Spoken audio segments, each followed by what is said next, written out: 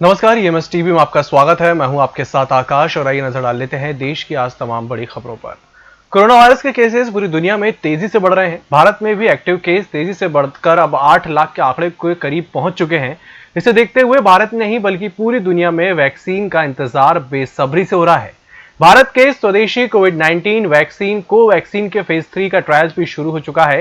Phase 1 trials के नतीजे बता रहे हैं कि इस वैक्सीन का कोई साइड इफेक्ट सामने नहीं आया। ट्रायल्स के मुख्य जांचकर्ता डॉक्टर ई वेंकटा राव ने कहा कि फेज 1 में यह देखने की कोशिश की जा रही थी कि वैक्सीन से पर्याप्त एंटीबॉडी शरीर में बनते हैं या नहीं।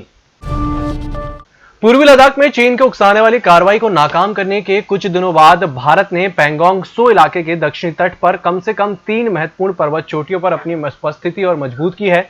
सरकारी सूत्रों ने बुधवार को इसके बारे में जानकारी दी। वास्तविक नियंत्रण रेखा को भारतीय सीमा के अंदर पैंगोंग झील के उत्तरी तट पर भी एहतियाती उपाय के तहत सैनिकों की तैनाती में कुछ बदलाव किए गए हैं। इलाके में तनाव बना हुआ है। सूत्र ने यह भी बताया कि तनाव घटाने के लिए दोनों पक्षों के सेना कमांडरों की बुधवार को ही एक और दौर की वार्ता असफल रही। ये बातचीत करीब 7 घंटे चली थी। एक्ट्रेस कंगना रनौत ने शिवसेना सांसद संजय राउत पर मुंबई लौटकर नहीं आने की धमकी देने का आरोप लगाया है। एक्ट्रेस ने यह बात गुरुवार को ट्वीट करते हुए कही। उन्होंने कहा कि शिवसेना नेता संजय राउत ने मुझे खुली धमकी दी है और कहा है कि मुंबई लौटकर मत आना। मुंबई की गलियों में आजादी के नारे लगने के बाद अब खुली धमकियां मुंबई क्यों पाकिस्तान के कब्जे वाले कश्मीर की तरह लग रही है। अपने ट्वीट के साथ कंगना ने उस खबर की लिंक को भी शेयर किया है।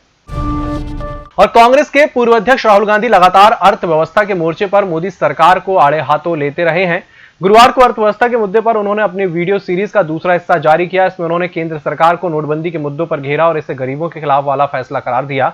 राहुल ने कहा कि नोटबंदी से केवल अमीरों को फायदा मिला है। कांग्रेस सांसद ने कहा कि नोटबंदी हिंदुस्तान के गरीब किसान मजदूर पर आक्रामक था।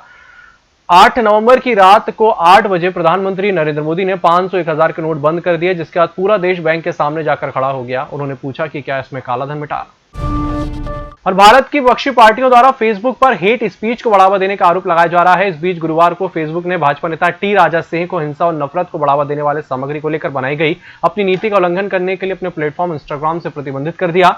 दरअसल इन सब की शुरुआत वॉल स्ट्रीट जर्नल की एक खबर से हुई थी, जिसमें कहा गया था कि फेसबुक भाजपा की नीतियों का समर्थन कर रही है और उसकी पार्टी के नेता टी राजा सिंह के भड़काऊ बयानों को अपने प्लेटफॉर्म से नहीं हटा रहे हैं। पीएम नरेंद्र मोदी की निजी वेबसाइट का ट्विटर अकाउंट हैक होने की चर्चा पहले से ही तेज थी। गुरुवार दोपहर आम आदमी पार्टी के आधिकारिक हैंडल से ट्वीट हुआ कि वह भी हैक कर लिया गया है। ट्वीट में एक फोटो थी जिसमें लाल अक्षरों में हैक लिखा था।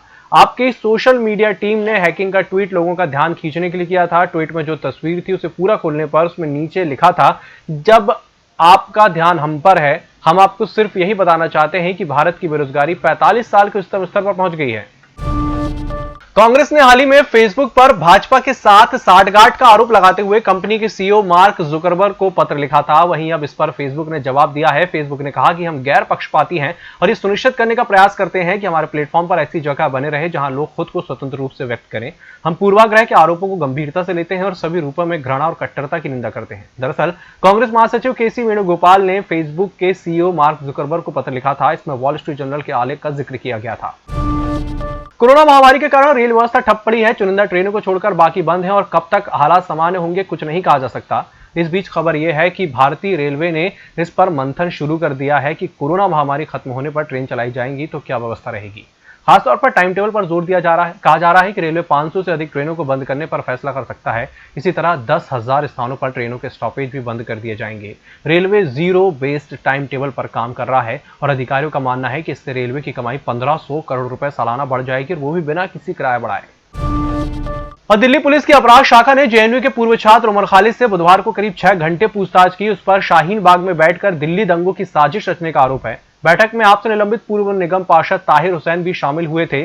पुलिस अधिकारियों का कहना है कि उमर खालिद ने पूछताछ में सहयोग नहीं किया। अपराध शाखा ने उमर खालिद से पहली बार पूछताछ की है। पुलिस अधिकारियों ने कहा कि जरूरत पड़ने पर उमर खालिद को फिर से पूछताछ के लिए बुलाया जा सकता है। और अलीगढ़ मुस्लिम विश्वविद्यालय में नागरिकता संशोधन कानून के खिलाफ दिसंबर 2019 में संबोधन करने के पहले जेल से रिहा हो चुके डॉक्टर कफील ने कहा कि जेल में उनका न सिर्फ मानसिक बल्कि शारीरिक उत्पीड़न भी हुआ। डॉक्टर कफील पर राष्ट्रीय सुरक्षा कानून के तहत अलीगढ़ प्रशासन ने कार्रवाई की थी, जिसको हाईकोर्ट ने अवैध करार दिया और उनके तत्काल रिहाई के आदेश दिए थे। डॉक्टर कफील ने कहा कि बैरक में 40 कैदियों की क्षमता थी, लेकिन 150 कैदी रखे गए थे। महामारी के समय जहां देश में प्रधानमंत्री सोशल डिस्टेंसिंग की बात करते हैं, जेल के अंदर इन नियमों की धज्जियां उड़ाई जा रही हैं। इस बुलेटिन फिलहाल इतना ही। नमस्कार।